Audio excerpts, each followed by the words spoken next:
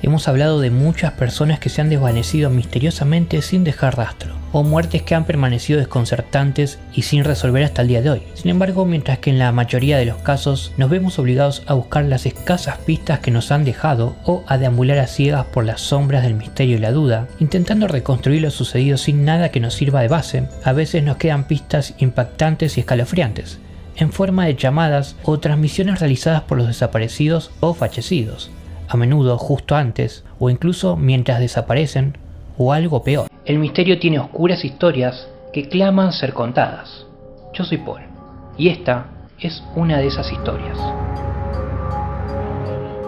En agosto de 1973, los operadores de radio de CB de California se sorprendieron al recibir una misteriosa transmisión de lo que parecía ser un joven que pedía ayuda a través de las ondas. Las transmisiones eran a veces difíciles de entender, porque el joven a menudo lloraba sin control, y esto, combinado con la señal generalmente pobre y la amplia estática, a menudo hacía que los mensajes fueran casi incoherentes. Lo que sí se pudo entender es que el niño se llamaba Larry y afirmaba que había salido con su padre a cazar conejos en Nuevo México, cuando tuvieron un accidente. Larry afirmó que la camioneta roja y blanca en la que viajaban había volcado y caído a un barranco, quedando ambos atrapados en su interior al quedar las puertas trabadas por las paredes de roca. El muchacho, aterrorizado, dijo que creía que su padre había sufrido un ataque al corazón o estaba gravemente herido y posiblemente muerto, ya que al parecer estaba desplomado sobre el volante del vehículo y no se había movido desde el accidente. También afirmó que no tenía comida ni agua y que no sabía dónde estaban.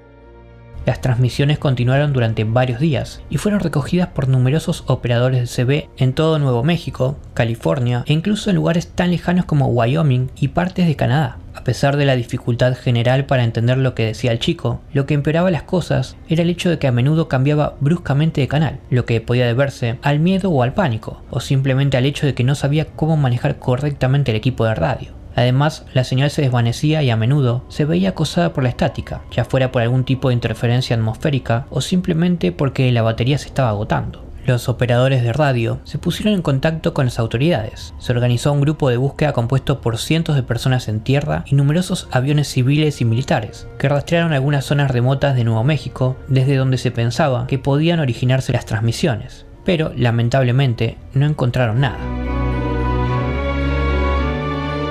Mientras tanto, la historia cobraba fuerza en las noticias nacionales, ya que la escalofriante historia de la transmisión de un niño perdido en un coche en plena naturaleza, con el tiempo agotándose, acaparaba la atención del público. Sin embargo, en la búsqueda no se encontraba ningún rastro de una camioneta roja y blanca, como la descrita, ninguna prueba de que existiese un tal Larry. Al mismo tiempo, la señal de Larry se fue desvaneciendo y distorsionando con la estática hasta que cesó por completo. Las autoridades no tardaron en suspender la búsqueda. Por si acaso se instalaron estaciones de búsqueda direccional en la zona para captar cualquier otro mensaje potencial que pudiese surgir de las ondas, pero solo hubo silencio, y aunque no podían estar seguros, el pronóstico oficial era que probablemente todo había sido un engaño.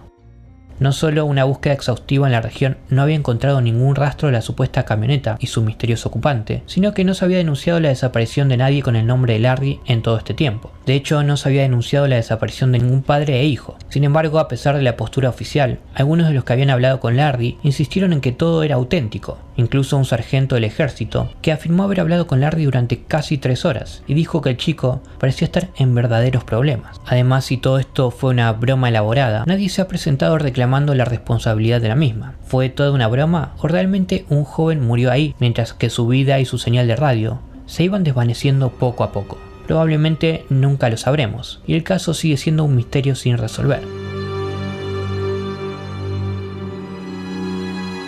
Aunque no podemos estar seguros de si realmente existió o no el caso de Larry, el niño perdido se une a una larga lista de extrañas llamadas telefónicas de personas desaparecidas que sabemos que sí existieron. Algunas de las más aterradoras han sido relatadas por el investigador David Paulides, reconocido por las investigaciones en sus libros de Missing 411. Según él, no es especialmente raro que las personas que han desaparecido hayan hecho llamadas justo antes de hacerlo, que a veces se cortan para desvanecerse tan segura y repentinamente como la persona que las hizo. Paulides dijo lo siguiente sobre este fenómeno. A veces las personas sueltan una frase, a veces dicen algo como «Dios mío, ¿dónde estás?». A las personas que desaparecen se les apaga el teléfono móvil justo en el momento en que desaparecen. Muchas veces se les encuentra con la batería del móvil agotada, o directamente no llevan el móvil encima, y curiosamente a veces le falta la ropa o los zapatos. Un caso bastante conocido que hemos tocado en otro video es la extraña llamada realizada por un estudiante universitario de 19 años llamado Brandon Swanson.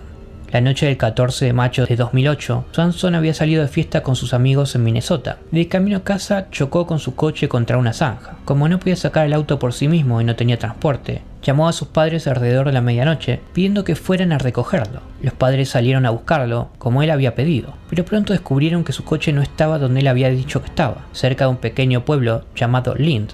Volvieron a marcar su número y le pidieron que les explicara dónde estaba, pero incluso cuando llegaron al lugar donde decía estar, no pudieron ubicarlo, incluso después de que ambos intentaran sin éxito encender sus faros para tratar de precisar la ubicación del otro. Después de conducir y hablar por teléfono durante unos 45 minutos sin localizarlo, Brandon proclamó que iba a dirigirse a Lind y pasar la noche en la casa de un amigo. Permanecieron al teléfono un poco más y Brandon dijo que podía ver las luces de la ciudad en la distancia y también que podía oír agua corriendo. De repente exclamó «¡Oh, maldición!» y la línea se cortó abruptamente. Los numerosos intentos de devolver la llamada quedaron totalmente sin respuesta. Se puso en marcha una búsqueda en la que participaron cientos de personas y canes adiestrados, que se prolongó durante unos 4 meses recorriendo meticulosamente una zona de 160 km² sin encontrar al desaparecido ni rastro alguno de dónde había ido. La policía pudo encontrar el coche del joven, pero no estaba cerca de donde él había dicho a sus padres que estaba. Las autoridades también estaban un poco perplejas, ya que la ruta por la que Brandon había estado viajando era muy familiar para él, y siempre la tomaba para ir y volver de la escuela todos los días, por lo que era un misterio cómo podría haberse perdido tan irremediablemente y cómo su coche había terminado tan lejos de ese camino.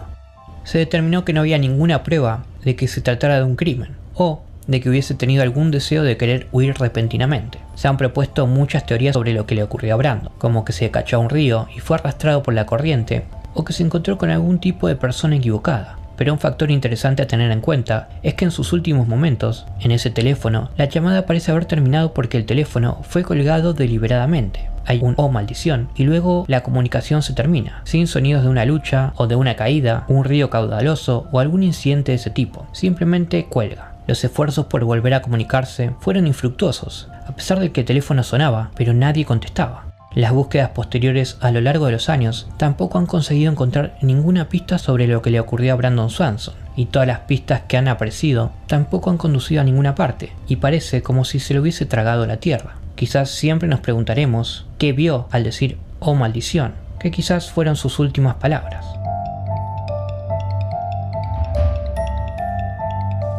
Otro extraño caso, cubierto por Paulides, se refiere a un hombre llamado William Harley. Originario de Carolina del Norte, Harley se había trasladado a Quincy, Massachusetts, que es un suburbio de Boston, para estar con su novia Claire. El 8 de octubre del año 2009, Harley asistió a un partido de los Bruins con un amigo, Brendan Benty. Tras el primer periodo, Harley se quejó repentinamente de que estaba cansado del trabajo y de que iba a hacer que su novia lo recogiera para ir a casa. Llamó a Claire y le dijo que fuera a buscarlo. Ella le preguntó dónde estaba, a lo que respondió «Vale, no estoy 100% seguro de dónde estoy». Tras lo cual, se escuchó a una persona que pasaba por ahí decir «Estás en el 99 de Nashwood Street».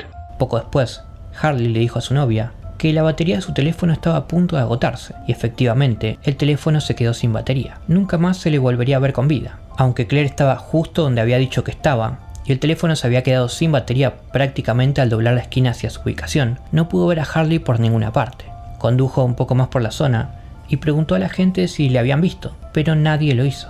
Era extraño, ya que había estado justo cerca de su ubicación y acababa de hablar con él momentos antes, y sin embargo había desaparecido como si simplemente hubiese dejado de existir.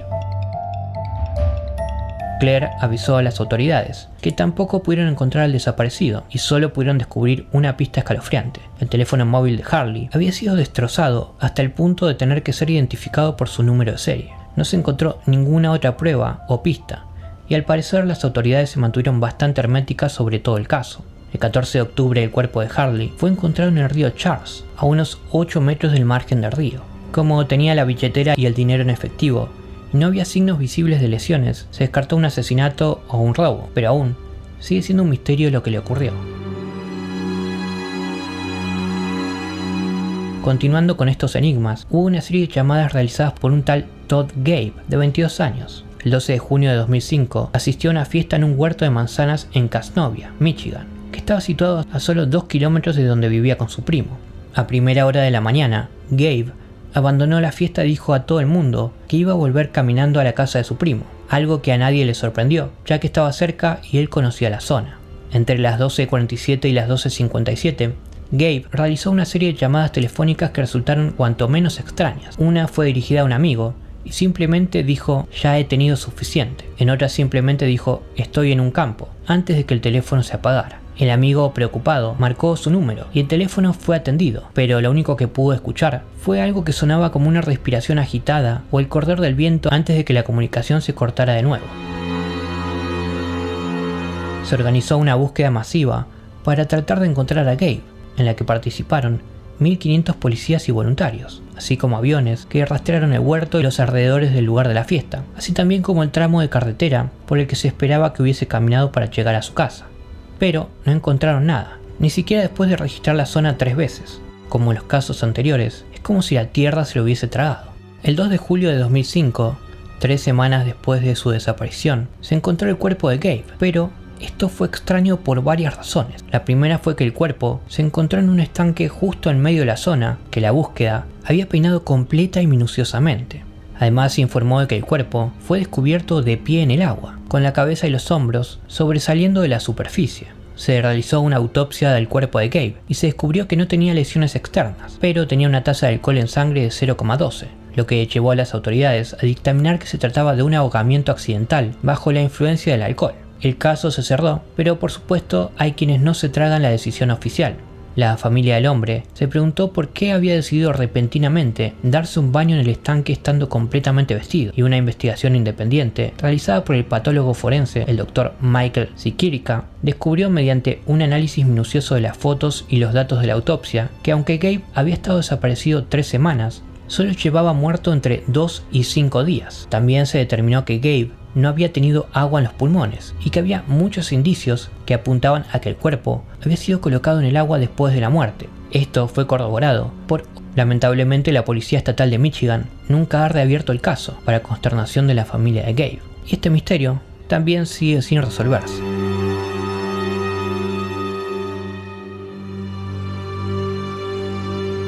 Puede que nunca sepamos qué le ocurrió a Todd Gabe o qué significaron realmente sus últimas palabras.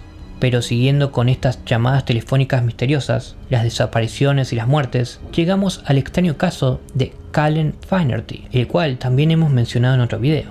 En mayo de 2013, el ex jugador de fútbol americano universitario se encontraba de viaje para pescar el fin de semana del Memorial Day en el río Baldwin en Michigan. En un momento de su viaje, Finerty hizo una extraña llamada a su mujer, en la que aseguraba que le estaban siguiendo y que estaba muy asustado. También respiró con dificultad e hizo la extraña proclamación de que se estaba quitando la ropa sin dar ninguna razón. Poco después, el teléfono se apagó. Finerty no regresó de su viaje de pesca como estaba previsto y se inició una búsqueda. Curiosamente, según Polides, durante las labores de búsqueda se hicieron varias llamadas al teléfono de Finerty y cada vez que se hacía se encontraba muy lejos de donde había estado en la ubicación anterior, lo que sugería que él estaba en movimiento. Los esfuerzos de búsqueda no lograron localizar al hombre desaparecido, y luego, el 28 de mayo de 2013, Finerty fue encontrado muerto en el denso bosque alrededor de 2 kilómetros de la ubicación de su barco de pesca, y no muy lejos de una carretera muy transitada. El cuerpo no mostraba signos de traumatismos o lesiones externas, y había estado bien vestido para las condiciones, notable y extrañamente, no desnudo como cabría esperar, por lo que se insinuaba en la última comunicación, lo que hace que la muerte por el clima parezca poco probable. Se llevó a cabo una autopsia, pero los resultados originales no llegaron a una conclusión, ya que solo se pudo determinar que no tenía signos de drogas y solo tenía cantidades insignificantes de alcohol en su organismo que no le hubiesen perjudicado. También que no había lesiones externas como cortes, arañazos o moretones. Las autopsias posteriores realizadas por la Oficina del Médico Forense del Condado de Kent llegarían a la conclusión de que Finerty había muerto probablemente por una complicada combinación de factores. Como era jugador de fútbol americano, había sufrido numerosas conmociones cerebrales a lo largo de su carrera, lo que había provocado una enfermedad conocida como encefalopatía traumática crónica. Los síntomas pueden incluir desorientación, confusión y pérdida de memoria, lo que puede haber contribuido a la extraña llamada que había hecho y a su muerte. La versión oficial indica que probablemente se asustó, entró en pánico y se confundió cuando estaba solo en el bosque, lo que se vio agravado por la oxicodona que tomaba y el traumatismo cerebral, y que en algún momento se ahogó con su propio vómito, lo que le causó la muerte. Todavía no está claro lo que significa su última llamada, quién creía que le había estado siguiendo o por qué había estado a punto de quitarse la ropa, lo que hace que su muerte siga siendo más que misteriosa. Quizás sea aún más extraño el caso de la trabajadora social Kailyn Lowder, de 30 años, que desapareció en Murray, Utah, en septiembre del año 2014. El caso está rodeado de llamadas extrañas. En los días previos a su desaparición, Lowder realizó varias llamadas extrañas al 911. En una de estas, afirmó excitada que había habido una pelea en una boda en la que había armas, pero que más tarde se determinó que era un incidente que en realidad nunca había ocurrido. Aún más extraña fue una llamada realizada al 911 en la que afirmaba que había intrusos en su apartamento y en la que se le escucha gritar que salgan de su casa. Lo interesante de esta comunicación es que su compañera de piso también estaba en casa y se puede oír claramente cómo intenta convencer a Lowder de que no hay nadie en realidad. Durante esta comunicación, Lowder le dice a la operadora del 911 que no puede ver a los intrusos, pero que les escucha hablar entre ellos. La compañera de piso le dice a Lowder que la puerta está cerrada y que no es posible que alguien haya entrado. Pero Lowder insiste en que hay alguien, diciendo que debe tener una llave, a lo que su compañera de piso responde que la puerta sigue cerrada. A lo largo de esta comunicación, por mucho que la compañera de piso intente convencerla de que no hay nadie, Lowder no escucha, grita en varias ocasiones a los supuestos intrusos y en general se la nota muy nerviosa. Los agentes de policía que llegaron al lugar de los hechos determinaron que efectivamente no había indicios de ningún robo ni intrusos en la casa. A su extraño comportamiento anterior a su desaparición, se suma una grabación de vigilancia del día anterior a su desaparición, en la que se ve a Lowder paseando a su ovejero alemán y hablando claramente con alguien, ya sea con ella misma o con alguien fuera de la cámara, aunque se ha señalado que podría haber estado simplemente hablando con su mascota, como suelen hacer algunas personas. No mucho después de esta última y desconcertante llamada al 911, el 27 de septiembre del año 2014, Lowder salió de su departamento bajo una fuerte lluvia, descalza, vistiendo solo una camiseta y unos pantalones cortos y sin su cartera, las llaves del coche o cualquier otra pertenencia. Fue la última vez que alguien la vio con vida. Se llevaron a cabo varias búsquedas, pero no pudieron encontrar ningún rastro de dónde había ido hasta 2 meses después, el 30 de noviembre del año 2014, cuando el cuerpo fue encontrado parcialmente sumergido en el río Jordan, a 8 kilómetros de su departamento. Sin embargo, el descubrimiento de su cuerpo no hizo más que profundizar el misterio. Por un lado, los detectives que se encontraron en el lugar de los hechos eran incapaces de averiguar cómo había podido llegar su cuerpo al lugar donde se había encontrado. Aunque el cuerpo estaba cubierto de musgo y hojas, se determinó que el nivel y la corriente del agua no podían haber movido su cuerpo hasta donde fue encontrado.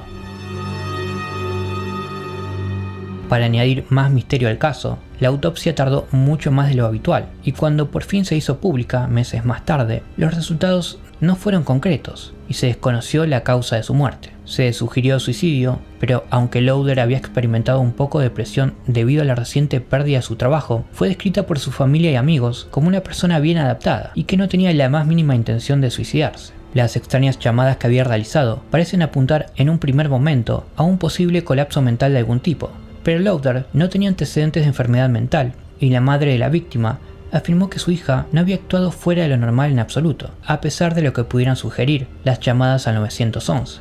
Además, si había querido suicidarse arrojándose al río, entonces, ¿cómo fue arrastrada a 8 kilómetros de distancia cuando se determinó que el riachuelo que iba desde el apartamento hasta el río no podían haberla movido hasta ahí? Caminó 8 kilómetros bajo una lluvia torrencial descalza solo para arrojarse al río. Todo parece un poco extraño.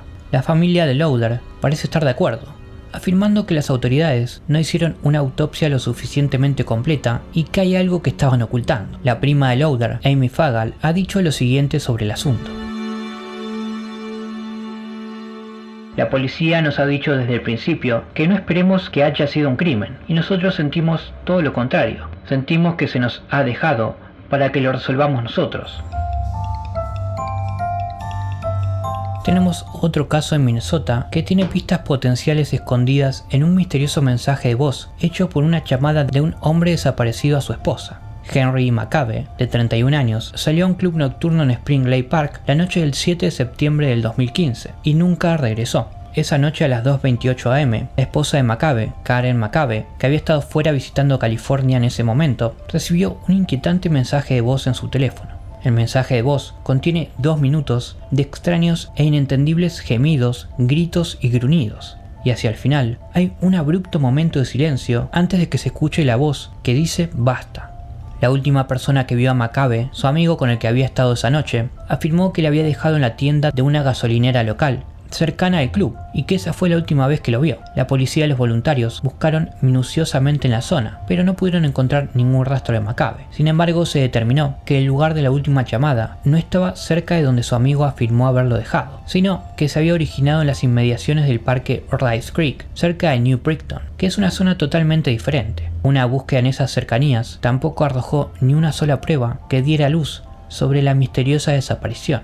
El 4 de noviembre de 2015, el cuerpo de McCabe fue descubierto flotando en el lago Rush de New Brighton, y la autopsia dio como resultado que se había ahogado. No está claro cómo acabó McCabe en el lago o si hubo un crimen, y el caso se considera sin resolver y en curso. Lo más extraño es que el descubrimiento del cuerpo ahogado de McCabe no parece coincidir con lo que se escucha en su último mensaje de voz a su esposa. En esa grabación, el indescifrable revoltijo de gruñidos, gemidos, sugiere que se le está infligiendo algún tipo de violencia, y un investigador llegó a decir lo siguiente: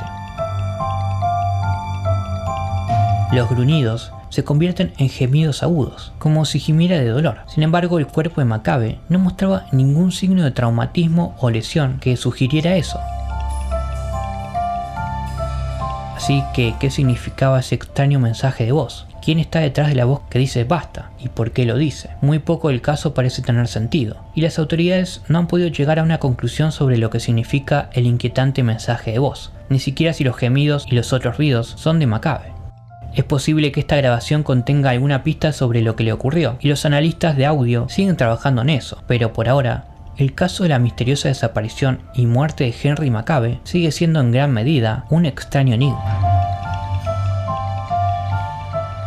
¿Qué es lo que podemos sacar de todas estas extrañas llamadas? ¿Hay alguna hipótesis que podamos extraer de los mensajes? No está claro si estas últimas llamadas de los desaparecidos o muertos misteriosos ofrecen el atractivo de la resolución, o si simplemente sirven para velar aún más sus casos en lo extraño. Lo que sí parece claro es que proporcionan un inquietante vínculo con crímenes y o fenómenos paranormales que quizás nunca lleguemos a resolver.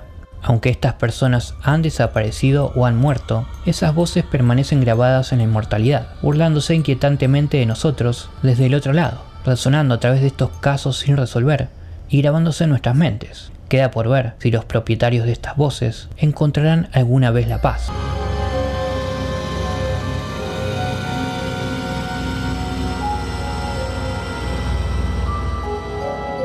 Espero te haya agradado esta oscura historia. Si fue así, considera suscribirte al canal y darle like al video. Que tengas una buena noche.